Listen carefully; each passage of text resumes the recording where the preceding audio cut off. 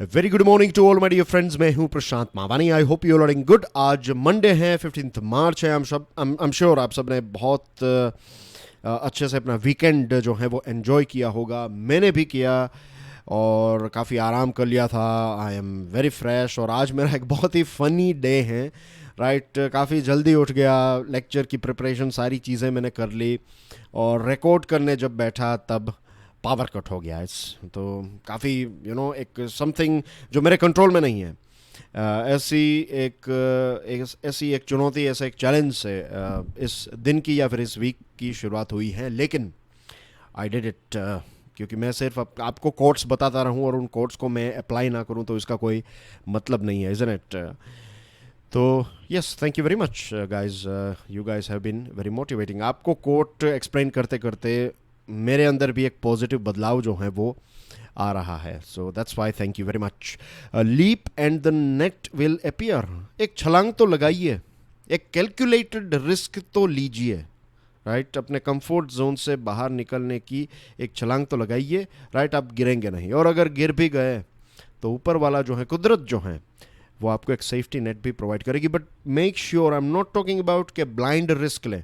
फिर अगर कोई मोटरसाइकिल लेकर निकल जाए और आंखें बंद करके कहे कि कुदरत मेरी रक्षा करेगी, नो, देन यू आर बेवकूफ़। आपकी कोई रक्षा नहीं करेगा।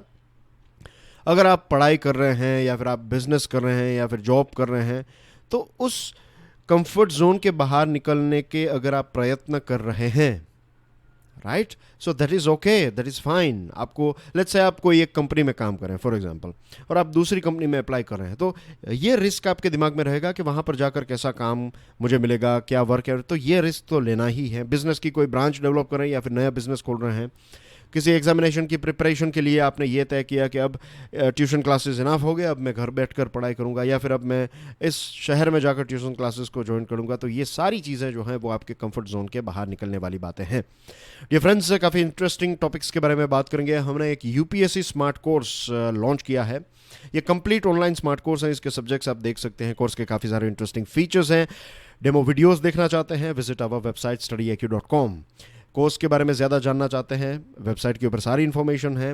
अगर आपको कंप्यूटर पर बैठकर मज़ा नहीं आता है, then don't worry, we have a mobile app as well. आप अपने मोबाइल या फिर टैबलेट पर एक हमारा स्टडी IQ का ऐप डाउनलोड कर लीजिए। हमारे कोर्स के साथ जुड़ी हुई सारी इन्फॉर्मेशन आपको मिल जाएगी। आप वीडियोज़ और सारी चीज़ें मोबाइल ऐप से भी ऑपरेट कर पाएंगे। लेक्चर की PDF को डाउनलोड करना चाहते हैं, of course visit my Telegram channel, join my Telegram channel. ये फ्री है and you can follow me on Facebook as well.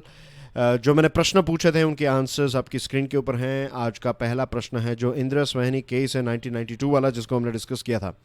तो उसको उसका एक दूसरा नाम भी है, उसको एक अच्छी तरीके से हम जानते हैं, तो व्हाट इज़ दैट नेम। फिर एक देश है दक्षिण अमेरिका का जिसका नाम है बोलीविया। बोलीविया के कैपिटल का नाम क्या है, उसकी राजधानी का नाम क्या है। श्रीलंका जो है वो बुरखा और जो मदरसा है तो उनको बैन करने वाला है उस देश श्रीलंका में।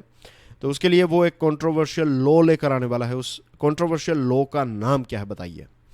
तो डियर फ्रेंड्स, आज का जो पहला आर्टिकल है बहुत ही इंटरेस्टिंग है। Forestalling a cyber Pearl Harbor. Forestalling a cyber Pearl Harbor. I am sure आपको पर्ल हार्बर के बारे में पता होगा। USA का एक बहुत बड़ा नेवल बेस था। World War II के टाइम पर की बात है कि जापान ने इसके ऊपर ऑल ऑफ द सडन एक अटैक कर दिया और उसके बाद फिर न्यूक्लियर धमाका हुआ हिरोशिमा एंड नागासाकी, और उसके बाद की हिस्ट्री हमें पता है। तो फोरस्टॉलिंग यानी कि कैसे हम पहले से एक पर्ल हार्बर में जो USA के साथ सिचुएशन हुई थी, USA की नेवी की जो सिचुएशन हुई थी, ऐसी सिचुएशन साइबर क्षेत्र में ना हो तो उसकी रक्षा हम कैसे करें, कैसे एडवांस में इसको हम प्रोटेक्ट कर लें, how to shield it, you can say. USA की एक कंपनी है रिकॉर्डेड फ्यूचर, और रिकॉर्डेड फ्यूचर ने ये कहा है, आई एम श्योर इसके बारे में हमने डिस्कशन भी की थी, आपको इसके बारे में पता भी होगा। ये एक बहुत ही इम्पोर्टेंट करंट अफेयर रहा है पिछले कुछ हफ्तों में कि भारत की कुछ ऐसी लोकेशंस है। फॉर एग्जांपल महाराष्ट्र में 2020 के टाइम की बात है जब महाराष्ट्र में पावर कट हो गया था, ब्लैकआउट हो गया था। तो ये ब्लैकआउट जो है वो किसने किया था? रिकॉर्डेड फ्यूचर का कहना ये है कि भारत सरकार, डिफेंस ऑर्गेनाइजेशंस और कुछ ऐसी पब्लिक सेक्टर कंपनीज हैं, इनको साइबर अटैक्स के माध्यम से चाइना जो है वो डिस्ट्रॉय या फिर डिस्टर्ब करने की कोशिश कर रहा है। और स्टेट अथॉरिटीज़ जो हैं महाराष्ट्र की, उनका कहना यह है, महाराष्ट्र की राज्य सरकार का कहना यह है कि चाइनीज साइबर ग्रुप जो हैं उन्होंने अटैक करके मुंबई में और दूसरी जगहों पर ब्लैकआउट यानी कि पावर कट किया था। आई एम नॉट श्योर वेदर आज मेरे घर में जो सुबह पावर कट हुआ था that was because of China और not, I am not sure, I am just kidding. लेकिन यहाँ पर मुंबई में या दूसरी जगहों पर तो महाराष्ट्र का कहना ये है। दिल्ली सरकार का कहना क्या है? आई मीन टू से सेंट्रल गवर्नमेंट का कहना क्या है? सेंट्रल गवर्नमेंट का कहना यह है कि ये एक ह्यूमन एरर की वजह से हुआ था। So this is the problem, you see. एक राज्य सरकार ये कह रही है कि ये चाइना के साइबर ग्रुप की वजह से हो रहा है, देश की सरकार ये कर रही है कि ह्यूमन एरर की वजह से हुआ है, तो हम किसका भरोसा करें, राइट? और अगर एक देश में दो गवर्नमेंट्स के बीच में इस प्रकार का लैक ऑफ कोऑर्डिनेशन है, कोऑर्डिनेशन ठीक तरीके से नहीं है, just imagine, let's just imagine कि ये एक साइबर जो एक साइबर हैकर्स हैं, राइट? ये साइबर हैकर्स ने मुंबई में इस प्रकार का ब्लैकआउट किया था और वो फिर जब स्टेटमेंट्स आ रहे हैं वो सुनेंगे जब कि भारत सरकार का कहना कुछ और है, महाराष्ट्र सरकार का कहना कुछ और है, तो वो हंसेंगे हमारे ऊपर, इज़न्ट इट? एक इतना भी कोऑर्डिनेशन नहीं है। सो this is a matter of concern. ये एक चिंता का विषय है। इस चीज़ के ऊपर विस्तार से चर्चा नहीं हुई है, लेकिन this lack of coordination is very dangerous. Cyber weapons का इस्तेमाल हो रहा है भारत को टारगेट करने के लिए, और चाइना जो है वो बहुत ही स्मार्टली इसको यूज़ कर रहा है। जब एक तरफ लड़ाई चल रही थी दोनों देशों के बीच में, ये जो गलवान वैली और दूसरे जो क्लैशेस हो रहे थे, तो उस टाइम पर लद्दाख और उन सारी जगहों पर जैसे ही ये सारी सिचुएशंस ये एक प्रकार की लड़ाई जैसा माहौल हो गया, तो दूसरी तरफ चाइना ने साइबर अटैक्स भी हमारे ऊपर इंक्रीज़ कर दिए। और फिर जब सारी चीज़ें सॉर्ट आउट होने लगी तो भी साइबर अटैक्स वो करते रहते हैं। तो क्या करते हैं वो लोग, उनका जो तरीका है काम करने का, कि ऊपर से सरफेस लेवल पर वो कहेंगे कि हम तो आपके दोस्त हैं, हम पीस चाहते हैं, शांति चाहते हैं, ये वो एक्सेट्रा, और अंडर करंट में वो हमारे ऊपर साइबर अटैक्स भी करते रहते हैं। तो ये हमारे लिए एक बहुत ही बड़ा वेकअप कॉल है। हमारे देश में दो ऐसी बड़ी इंपॉर्टेंट एजेंसीज हैं, दोनों के नाम आपकी स्क्रीन के ऊपर हैं। एक है national critical information infrastructure protection centre, NCIIPC, right? इसका हेडक्वार्टर्स कहाँ पर हैं, इसकी स्थापना कैसे हुई, किस मिनिस्ट्री के तहत ये काम करती है, नहीं करती है, ये सारी इन्फॉर्मेशन जो हैं वो मैं आपको प्रोवाइड नहीं करूँगा, राइट? ये इनकी वेबसाइट्स अवेलेबल हैं, ये आपके लिए होमवर्क हैं, you have to do it yourself. No spoon feeding from Prashant Mamani. दूसरे फैकल्टीज शायद करते हों, लेकिन I don't believe at all in spoon feeding. तो ये जो NCIIPC है, इसकी इंफॉर्मेशन, कुछ बैकग्राउंड इंफॉर्मेशन आप ढूंढ लीजिएगा, प्रीलिम्स में आपको काम आ सकती हैं। इसी प्रकार से Indian computer emergency response team, CERTIN, इसके बारे में भी same information, headquarters and things like that, right? सारी इंफॉर्मेशन, इसके हेड कौन है, एक्सेट्रा एक्सेट्रा, ये सारी इंफॉर्मेशन को सर्च करके समझने में 10 मिनट से भी ज़्यादा वक्त नहीं लगेगा। What recorded future has said, we need to be very vigilant. जो रिकॉर्डेड फ्यूचर जो USA की कंपनी है, उन्होंने जो भारत के बारे में बताया है उसको लेकर, मीन्स जो चीज़ें उन्होंने बताई है, तो ना we have to be very careful with this. एक रेड इको नाम की कंपनी है, इसके बारे में भी मैंने आपको प्रश्न पूछा था। तो ये जो रेड इको है, एक ऐसा ग्रुप है जो भारत के पावर सेक्टर को और दूसरे ऐसे, जैसे स्टार्टिंग में हमने देखा कि कैसे गवर्नमेंट के डिपार्टमेंट्स को, मिनिस्ट्रीज़ को, पावर सेक्टर को, पब्लिक सेक्टर कंपनीज़ को टारगेट करने की कोशिश की जा रही है। और इनका जो वायरस है, इनका जो मालवेयर है, इसका नाम है शैडोपैड। ये ग्रुप का नाम है, ये मालवेयर या फिर वायरस का नाम है। Please keep this thing in mind. इसमें कोई कन्फ्यूजन नहीं होनी चाहिए। इस प्रकार के भी प्रश्न आपको पूछे जा सकते हैं। ये रेड इको और शैडोपैड जो हैं वो काफ़ी न्यूज़ में रहे हैं, तो keep this thing in mind. आपको एक ऐसा स्टेटमेंट वाला प्रश्न पूछा जा सकता है कि हाल ही में साइबर सिक्योरिटी और इसके साथ जुड़ी हुई चीज़ें न्यूज़ में काफ़ी थी, तो बताइए रेड इको और नीचे दिए गए स्टेटमेंट्स को आइडेंटिफाई करें। रेड इको एक मालवेयर है, शैडो पैड एक चाइना लिंक्ड एक्टिविटी ग्रुप है। रेड इको एक चाइना लिंक्ड एक्टिविटी ग्रुप है, शैडो पैड एक मालवेयर है। फिर आपको दिया जाएगा only 1 is correct, 2 is correct, 1 and 2 या फिर none of the above etcetera, इस प्रकार की चीज़ें। तो you have to be very clear with it. Shadow pad जो है ये एक नेटवर्क इंट्रूजन मालवेयर है। ये क्या करता है और ये कैसे काम करता है? यूएसए की और ये सारे वेस्टर्न वर्ल्ड के देशों की जो टेक्नोलॉजीज़ हैं, उनके प्रोडक्ट्स हैं, ये सारी चीज़ें डिज़ाइन करते हुए इन लोगों ने क्या किया, इन लोगों ने एक छोटा सा लूप होल इसमें रखा। Loop hole in the sense एक छोटी सी एक खामी रखी या फिर एक ऐसा रास्ता रखा कि फ्यूचर में अगर उनके प्रोडक्ट्स के माध्यम से, उनके नेटवर्क के माध्यम से, उनकी टेक्नोलॉजी के माध्यम से अगर किसी को हैक करना है या फिर किसी को आपको घुटने पर ले आना है, तो फिर आप उसका इस्तेमाल कर सकते हैं। तो चाइनीज़ कंपनीज ने क्या किया, ये जो एक लूप होल वेस्टर्न वर्ल्ड ने रखा था, उसी लूप होल का इस्तेमाल अब चाइना कर रहा है, राइट। ये बैकडोर ट्रोजन यानी कि एक प्रकार का ये आईटी फील्ड में बोला जाता है ट्रोजन मालवेयर। तो इस प्रकार के सीक्रेट पाथ्स जो हैं, इनका इस्तेमाल करके जो वेस्टर्न वर्ल्ड अपने आप को बहुत स्मार्ट समझते थे, तो उन्हीं आपने ही इट्स लाइक आप एक महल बना रहे हैं और एक रास्ता आपने रखा है बाहर निकलने के लिए, जिसको हम कहते हैं कि एक बहुत ही गुप्त रास्ता है। तो उस गुप्त रास्ते का इस्तेमाल करके ही आपके ऊपर अटैक किए जाते हैं। It's something like that. India needs to adopt comprehensive measures to forestall a potential cyber Pearl Harbor. अब आपको इसका मतलब पता चल गया होगा कि हमें क्यों एक एडवांस लेवल पर, एक प्रोएक्टिव लेवल पर हमें इसकी तैयारी करनी पड़ेगी, और हम इसको बिल्कुल ही ऐसे लाइटली नहीं ले सकते। और ऐसा नहीं है कि सिर्फ चाइना भारत के ऊपर ही अटैक कर रहा है, चाइना एडवांस्ड देशों के ऊपर भी साइबर अटैक्स कर रहा है। यूएसए और दूसरे देशों के ऊपर भी काफ़ी ऐसे साइबर अटैक्स जो हैं वो चाइना ने किए हैं। कोविड-19 की वैक्सीन को लेकर जब रिसर्च चल रही थी, इसके ट्रांसपोर्टेशन और इन सारी चीज़ों की बात आ रही थी, तब भी काफ़ी खबरें आ रही थी कि ये जो चाइना है, उन्होंने काफ़ी सारे ऐसे रिसर्च इंस्टीट्यूशंस के ऊपर साइबर अटैक्स किए ताकि उनकी इन्फॉर्मेशन चुरा सके, कैसे आप दवाई बना रहे हैं, ये सारी चीज़ें जो हैं उनको कॉपी पेस्ट कर सकें। और ट्रांसपोर्टेशन नेटवर्क और इन सारी चीज़ों को भी हैक करने की कोशिश की गई थी। और ये बात ऐसी भी नहीं है कि सिर्फ चाइना कर रहा है, ये भी बात हमें समझनी है। जैसे मैंने आपको बताया कि वेस्टर्न वर्ल्ड, इसमें यूएसए, रशिया और दूसरे देश भी ऐसे हैं जो साइबर अटैक्स, साइबर वॉरफेयर का हर रोज़ इस्तेमाल कर रहे हैं। अच्छी बेटर टेक्नोलॉजीज़ का इस्तेमाल वो कर रहे हैं। आज शायद यूएसए हमारा दोस्त है, क्या पता 20 सालों के बाद यही सारी टेक्नोलॉजी जो हैं, जो हम उनसे ख़रीद रहे हैं, तो उनसे वो हमारे ऊपर भी अटैक करें। आज चाइना के साथ अच्छे रिलेशनशिप नहीं है, लेकिन हो सकता है कि 20 सालों के बाद अच्छे रिलेशनशिप हों। तो दोस्त और दुश्मन जो हैं वो इंटरनेशनल या फिर डिप्लोमेटिक वर्ल्ड में बदलते रहते हैं। What we have to keep in mind, इस आत्मनिर्भर तरीके से हमें हमारी खुद की टेक्नोलॉजी डेवलप करनी होगी, खुद की सिक्योरिटी डेवलप करनी होगी।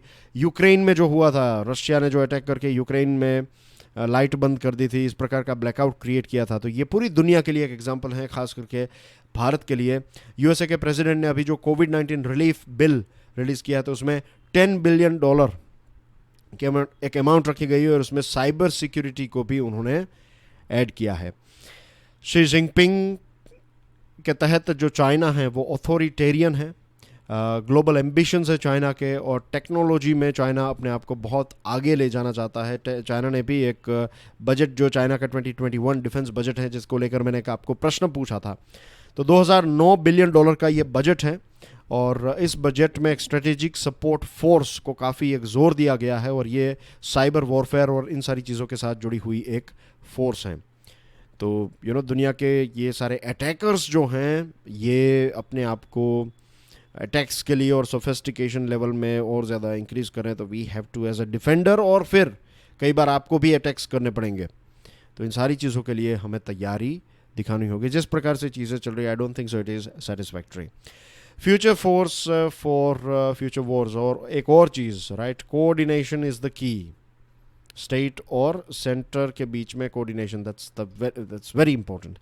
Future force for future wars, again cyber security के बारे में हमने काफ़ी सारी बातचीत की, और थोड़ा बहुत इसी के साथ जुड़ा हुआ टॉपिक है लेकिन बहुत इंटरेस्टिंग है। दोनों टॉपिक्स को जब हम मिलाते हैं, दोनों आर्टिकल्स आज के द हिंदू में प्रिंट किए गए हैं, दोनों को जब हम मिलाते हैं तो सबसे इंटरेस्टिंग बात ये हो जाती है कि हमें एक ओवरऑल बिग पिक्चर नज़र आता है।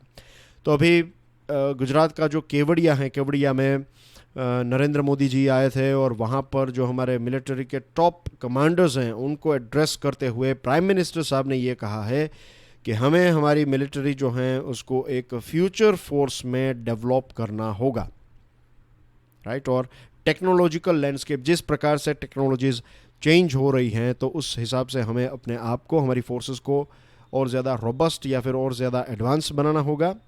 ओके, इसके अलावा उन्होंने ये भी कहा कि ये जो सिविल मिलिट्री सिलोस हैं, सिलोस यानी कि सिविलियंस यहाँ पर, मिलिट्री यहाँ पर, दोनों एक दूसरे के साथ कोई ब्रिज या फिर तालमेल नहीं है, तो ये सिचुएशन नहीं होनी चाहिए। We have to create an environment के सिविलियंस और मिलिट्री के बीच में एक कोऑर्डिनेशन हो, एक ब्रिज हो, नॉलेज का आदान प्रदान हो, चीज़ों का गिव एंड टेक हो।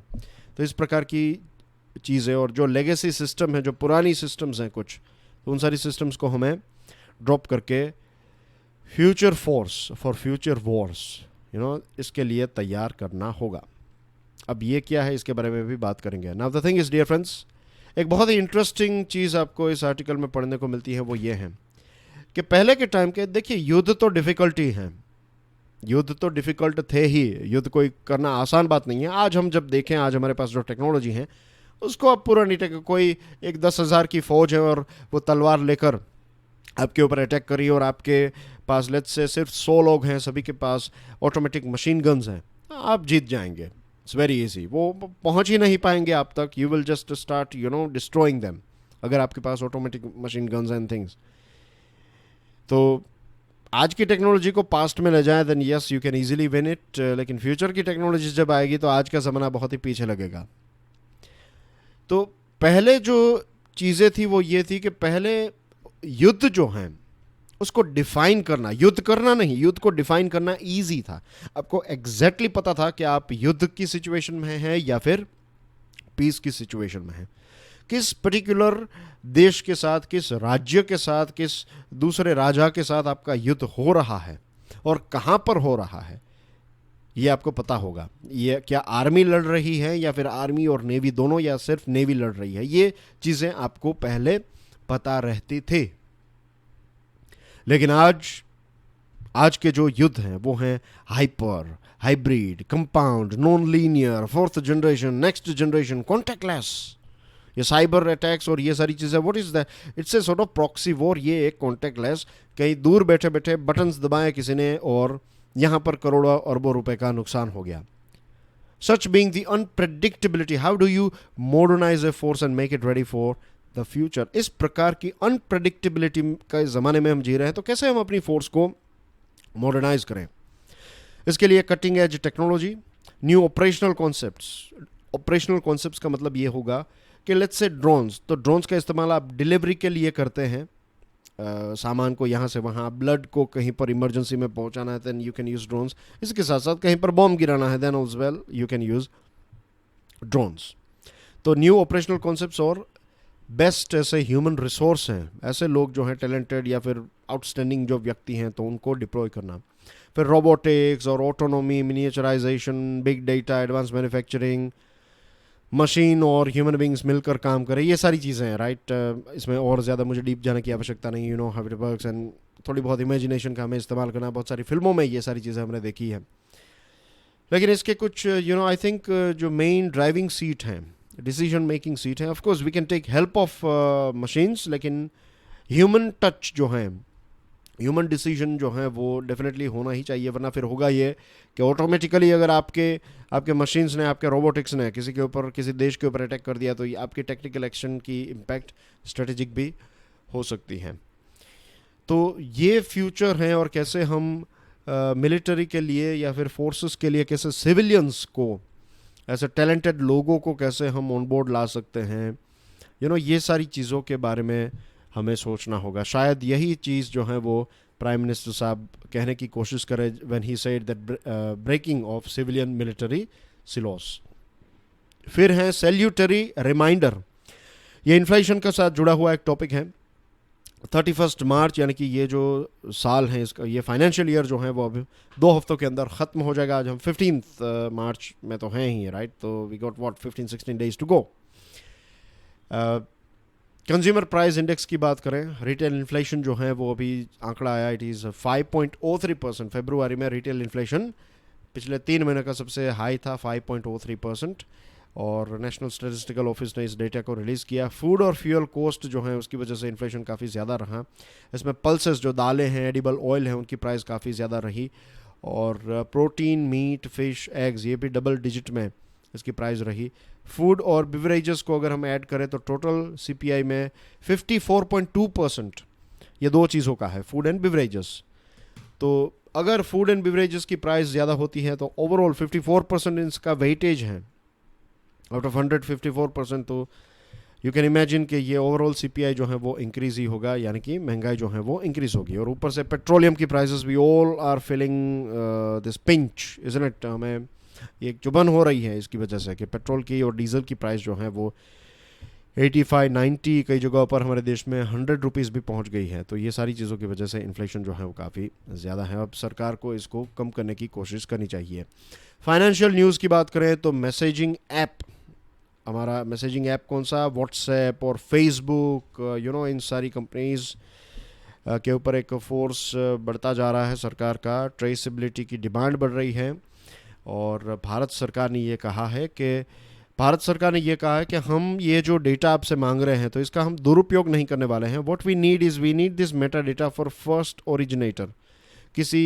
कोई ऐसा वीडियो या फिर कोई ऐसी बात, राइट, फेक न्यूज़ या फिर भड़काऊ कोई बात बताई किसी ने, तो कौन सा वो पहला फ़ोन था, कौन सा वो पहला कंप्यूटर था जिसमें इसकी शुरुआत हुई, इसको जनरेट किसने किया, तो ये डेटा जो है वो हमें चाहिए। और व्हाट्सएप का कहना यह है कि इससे इनक्रिप्शन इम्पैक्ट होगा। गवर्नमेंट का कहना यह है कि आपके जो encryption, end to end encryption है, उसका इसमें कोई डैमेज या फिर इसमें कोई कॉम्प्रोमाइज़ नहीं होगा। और व्हाट्सएप को सरकार ने 3 महीने दिए हैं। फरवरी में ये जब नोटिफिकेशन आया था तो उसके बाद 3 महीने दिए गए थे कि 3 महीनों के अंदर आप इन सारी चीज़ों को सॉर्ट आउट कर ले। और सरकार ने ये कहा है कि जो सीरियस क्राइम्स हैं उसमें ही, सीरियस क्राइम्स में ही इसका इस्तेमाल होगा। लेकिन फिर और ज़्यादा लीगल प्रश्न पूछे जा सकते हैं कि व्हाट एग्जैक्टली सीरियस क्राइम को डिफाइन करें। What is serious crime, right. किसी के लिए चोरी सीरियस क्राइम है तो किसी के लिए रेप सीरियस क्राइम है। तो we have to be bit clear here. Asset monetisation, aviation ministry जो है उसका एक टारगेट है इस साल का, फाइनेंशियल ईयर 2022 का 20,000 करोड़ जो है वो एसेट मोनेटाइजेशन से अचीव करना चाहती है एविएशन मिनिस्ट्री। तो एविएशन मिनिस्ट्री जो है वो एक प्लान बना रही है कि दिल्ली, मुंबई, बेंगलुरु और हैदराबाद, ये जो 4 एयरपोर्ट्स हैं, इसमें जो सरकार का स्टेक है, सरकार का जो शेयर है, वो ये बेचना चाहेगी और इससे उनको पैसे मिलेंगे। Of course let's say Delhi और मुंबई की बात करें तो 26% जितना स्टेक जो है इन दोनों एयरपोर्ट्स में, दिल्ली में 26, मुंबई में 26, बेंगलुरु में 13% है, हैदराबाद में भी 13% जितनी जो मालिकी हैं वो सरकार की हैं, एविएशन मिनिस्ट्री की हैं या फिर AAI की हैं, aviation airport authority of India की। तो ये चीज़ें जो हैं वो बेचना चाहेगी। और ये जो प्रमोटर्स हैं इसके, फॉर एग्ज़ाम्पल अदानी हैं, दूसरी ऐसी कंपनीज हैं जिनका जो इन एयरपोर्ट्स को संभाल रहे हैं, तो उनके पास एक अधिकार है जिसको कहते हैं राइट ऑफ फर्स्ट रिफ्यूज़ल। इसका मतलब ये है कि अगर आप अपना स्टेक बेच रहे हैं, अगर सरकार ये 26% दिल्ली एयरपोर्ट में जो है वो बेचना चाहती है, तो सबसे पहले उनको, जो प्रमोटर है, उनको पूछना पड़ेगा। लेट्स से अगर अदानी संभाल रहा है तो अदानी को पूछना पड़ेगा कि हम ये शेयर्स बेच रहे हैं, क्या आप इंटरेस्टेड हैं। अगर वो कहें कि नहीं हमें इंटरेस्ट नहीं है, आप मार्केट में बेच दीजिए, तो then government can sell it. और सबसे पहले यही कंपनीज खरीद सकती हैं। PLI स्कीम, ये जो MAIT है, इसमें IT इंडस्ट्रीज़ और इन सारी को, फेसबुक, व्हाट्सएप एक्सेट्रा को रिप्रेजेंट करने वाली एक ऑर्गेनाइजेशन है। तो सरकार को ये कहा है कि ये जो फाइनेंशियल इंसेंटिव PLI स्कीम के तहत इस इंडस्ट्री को दिए गए हैं ये पर्याप्त नहीं है। इसकी टाइमलाइन आप एक्सटेंड कीजिए, इसके बेनिफिट्स को एक्सटेंड कीजिए। इसमें यह है कि एक इंफॉर्मेशन टेक्नोलॉजी एग्रीमेंट है ITA 1 पे अटेंशन, ये इंपॉर्टेंट है। WTO वर्ल्ड ट्रेड ऑर्गेनाइजेशन के तहत एक इंफॉर्मेशन टेक्नोलॉजी एग्रीमेंट 1 है, और इसमें ये होता है कि अगर आप बाहर से लैपटॉप्स, भारत इसका सिग्नेटरी है, तो अगर आप बाहर से लैपटॉप्स, कंप्यूटर्स, टैबलेट्स मंगवाते हैं तो इसके ऊपर आप ड्यूटी नहीं लगा सकते, ज़ीरो ड्यूटी पर आपको ये आप मंगवा सकते हैं। तो जस्ट इमेजिन कि अगर मैं जर्मनी से एक लैपटॉप यहाँ पर इंपोर्ट, लेट्स से एक शिप भर के यहाँ पर लैपटॉप्स आए हैं जर्मनी से, तो उसके ऊपर कोई भी ड्यूटी नहीं है, तो that will be more easy, या फिर वो थोड़ा रीजनेबल रहेगा। फिर हमारे देश में आप पूरा सेटअप करें, फिर से नए लैपटॉप्स बनाने का पूरा सेटअप करें, ये सारी प्रोडक्शन लाइन और सारी चीज़ें डेवलप करो, उसके बाद मार्केट में बेचेंगे तो तब तक उसकी प्राइस इंक्रीज हो जाएगी। तो उससे अच्छा है कि बाहर से इंपोर्ट किया जाए। तो ये जो MAIT है उनका कहना यह है कि ये जो एक ITA 1 है वो भारत के लिए प्रॉब्लम है। फिर प्राइवेटाइजेशन प्लान, तो Punjab national bank, union bank, Canara bank, Indian bank, bank of Baroda, SBI, तो इसमें से नीति आयोग ने एक लिस्ट बनाया था बैंक प्राइवेटाइजेशन का, तो उसमें से इन सारी बैंक्स को बाहर रखा गया है। और फाइनेंस मिनिस्टर ने जो डिसइन्वेस्टमेंट का टारगेट रखा है 1.75 lakh crore rupees for financial year 22, तो उसमें बैंक्स को प्राइवेटाइज करना जो है that will play very important role. Now the thing is कि बैंक और फाइनेंशियल सेक्टर जो है ये एक स्ट्रेटेजिक सेक्टर है, और सरकार इसमें मिनिमम कुछ प्लेयर्स को रखना चाहेगी। तो फ्यूचर ये है कि आज पहले हमारे यहाँ पर 27 पब्लिक बैंक्स थी, अब ये 12 बैंक्स है, और धीरे धीरे कम करके 4 बैंक्स होगी हमारे देश में, पब्लिक सेक्टर बैंक्स, हम talking about government banks, right. तो ऐसी 4 बैंक्स ही होंगी, बड़ी बैंक्स होगी, 4 बैंक्स होंगी, बाकी की सारी बैंक्स प्राइवेट होगी। तो ये जो एक लिस्ट था, तो उस लिस्ट में से फिलहाल नीति आयोग ने इन बैंक्स को, ये जो नाम दिखाई दे रहे हैं आपको, इनको बाहर रखा है। That's everything from my side. ये है कुछ न्यूज़ आइटम्स, PDF को डाउनलोड करने के बाद इनको देख लीजिएगा। See you tomorrow, till then enjoy your studies, God bless you all, जय हिंद।